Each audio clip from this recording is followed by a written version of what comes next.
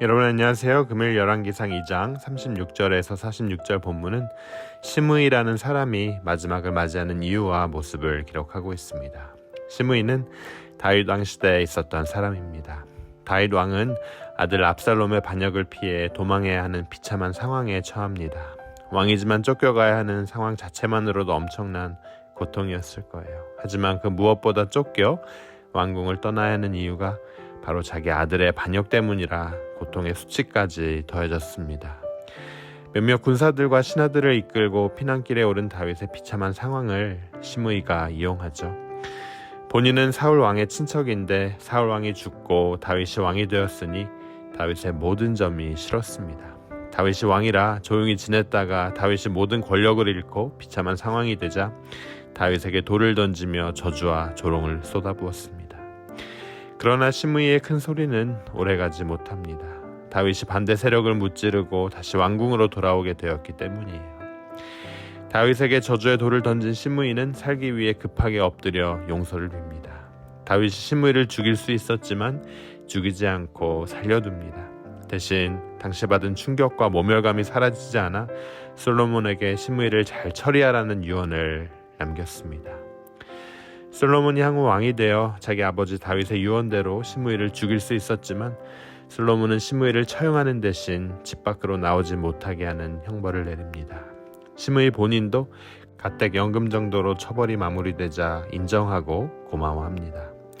그렇게 3년의 시간이 지나기까지 시므이도 집 밖으로 나가면 죽는다는 사실을 알고 매일 조심하며 살았습니다.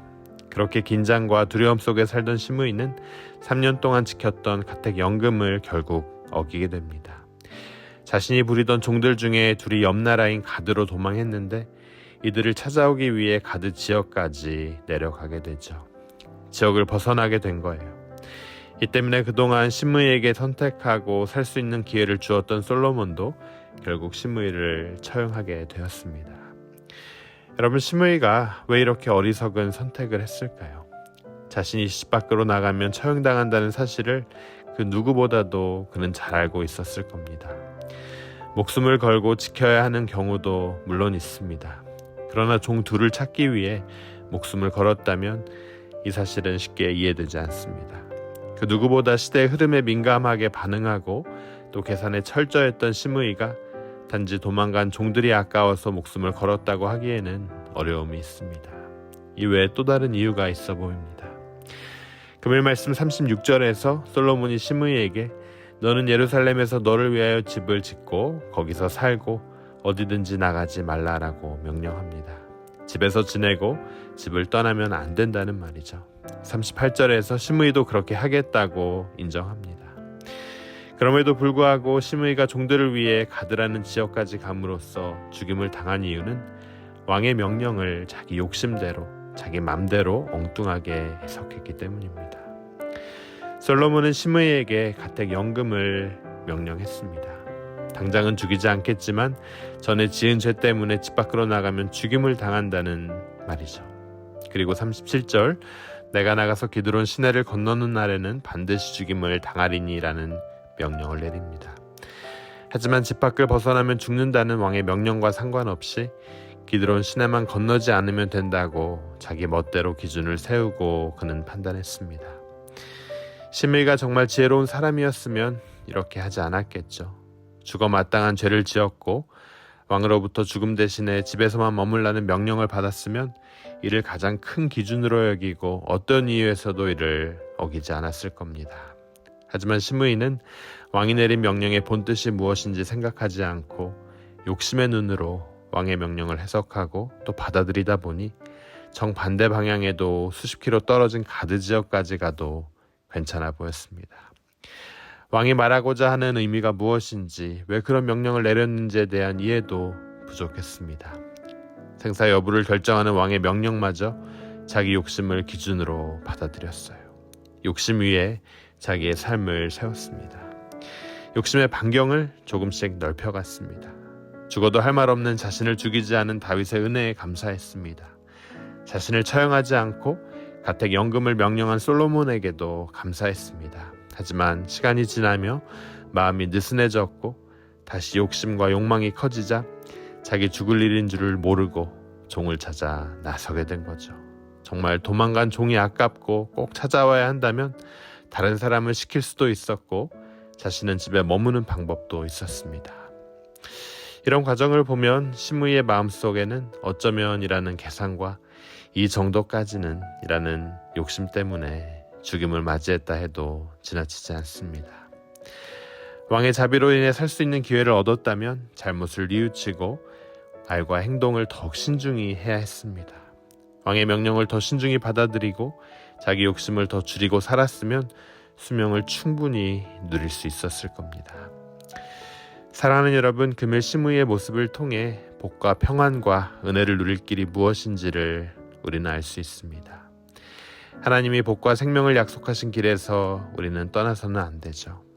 하나님이 복과 은혜를 약속하신 삶의 경계에서 물러서지도 말아야 하고 또 넘어서지도 말아야 합니다. 그 어떤 이유로도 하나님이 정하신 기준의 욕심과 우리의 거짓을 섞어서도 안 됩니다. 이 과정이 분명 힘들고 어려울 때가 있어요. 답답하고 재미없다고 말하는 이들도 있을 겁니다. 그러나 더 편하기 위해, 더 즐기기 위해, 더 쉽게 살기 위해 하나님의 뜻과 말씀에 조금씩 벗어나고 또 타협하다 보면 어느새 멸망과 실패의 끝자리에 있는 우리 자신을 발견하게 될 겁니다. 금일 말씀을 통해 시므이의 삶을 통해 저주와 고통과 실패를 피할 길이 무엇인지도 우리는 확인할 수 있습니다. 자신에게는 하나님의 말씀과 뜻을 더 엄격하게 적용하고 또 믿고 따라 사는 길입니다.